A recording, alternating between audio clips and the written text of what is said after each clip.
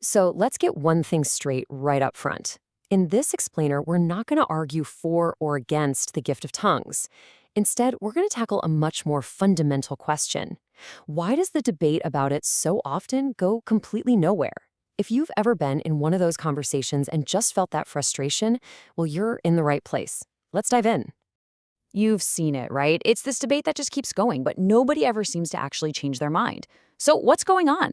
Today, we're going to do what this slide calls an autopsy of a theological conflict. We're going to find out exactly where the communication breaks down. And this is the central mystery we're here to solve. Have you ever been there? You're in one of these discussions, and it just feels like you're speaking different languages, even when you're using the same words and looking at the very same Bible verses. Let's figure out why. Okay, so here's the core idea. The debate over tongues is not at all what it seems to be. There's this illusion at play that keeps everyone stuck, and our first job is to see right through it. You know how it goes. You hear someone say, "Tongues have ceased," and then someone else fires back, "No, they're for today." It sounds like one clear point of conflict. You'd think they're arguing about the same thing, right? Well, they're not. Buried right underneath that surface-level argument are actually three separate, hidden debates, all happening at the exact same time. And this right here is the key to understanding the entire gridlock. And this image just nails it. We're looking at a three-layer cake of disagreement. So the top slice is all about definition. What even are we talking about when we say tongues? The middle slice is about function. What are they for? And that bottom slice is about existence. Do they even still happen today? People just jump into the argument without ever figuring out which slice they're actually fighting over. So let's do this. Let's peel back these layers, one by one. If we can just isolate these three hidden disagreements, we'll see exactly where the wires get crossed. Okay, disconnect number one. This one is huge. It's about definition. When one person says the word tongues, they are picturing Acts 2. Real, recognizable human languages that people from Parthia and Media could actually understand. But when another person says tongues, they're thinking of 1 Corinthians 14, where Paul calls it a spiritual mystery that no one understands. So you see the problem? They're using the exact same word but visualizing two completely different things. The conversation is basically doomed from the start. Now let's move to disconnect number 2, because this builds on the first one. This is all about purpose. The Bible actually seems to present tongues as having at least 3 different functions. 1, as an evangelistic sign for unbelievers. 2, for private prayer to build yourself up. And 3, for corporate edification, when it's interpreted in church. The friction happens when one group takes one of those purposes and makes it the only valid one. Someone will insist tongues must be interpreted, pulling from the public church rule, while someone else replies, well, not when I'm praying by myself, using a different rule. It's the same Bible, but they're prioritizing different categories. Okay, now this is where it gets really interesting. This reveals the third and maybe the deepest disconnect. That famous argument over whether tongues will cease when the perfect comes, it turns out it's not really about tongues at all. It's a proxy war over what the perfect actually means. Is it the finished Bible? Is it the maturity of the church? Is it the return of Christ? People are actually debating their entire view of the end times. They're just using the gift of tongues as the battlefield. But hold on. The disconnects aren't just theological.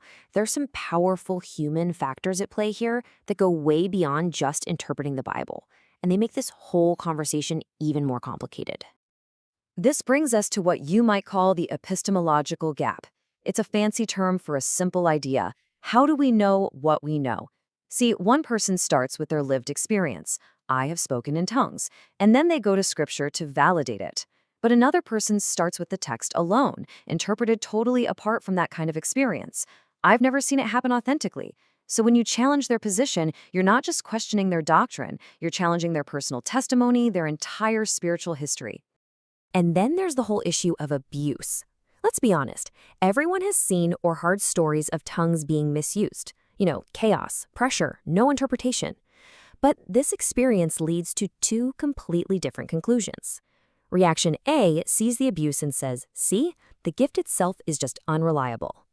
But reaction B sees the exact same abuse and says, no, this is something that needs to be corrected and preserved. Which is exactly what Paul did in Corinth, right? He came down hard on the disorder, not on the gift itself. So you take all these intellectual disconnects, you mix them with these really personal experiences, and what do you get? You get a conversation that is just loaded with emotion. There's a very good reason this isn't some calm, quiet academic debate. Yeah, this isn't just about Bible study. For some people, speaking in tongues is deeply tied to their assurance of salvation, to their sense of spiritual authenticity. For others, it represents a real and serious fear of being deceived, of doctrinal danger. And for so many, it's connected to this deep, profound desire for a real supernatural encounter with God. The emotional stakes here are just incredibly high.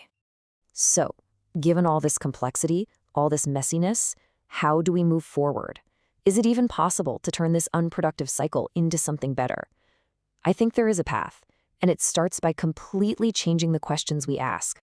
And here it is. Here's the practical toolkit. Stop asking that big, broad, unhelpful question, do you believe in tongues? It's useless because, as we've just seen, the word means totally different things to different people. Instead, start asking clarifying, diagnostic questions. Ask, are you talking about a known human language or a spiritual mystery? Ask, are you referring to what happens in a public church service or in private prayer? Once you clarify the definitions, you'll find a lot of the disagreements just sort of shrink away. And maybe the goal shouldn't be to win the argument at all. Think about it. Paul's main concern in 1 Corinthians wasn't proving if tongues continue or cease. His priorities were love, order, and making sure things were understandable, all for the purpose of edification, of building up the church. The real biblical standard isn't total permission or total prohibition. It's edifying intelligibility.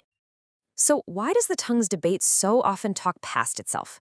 It's because we fail to separate the layers. We argue about whether it exists when we really disagree on what it is.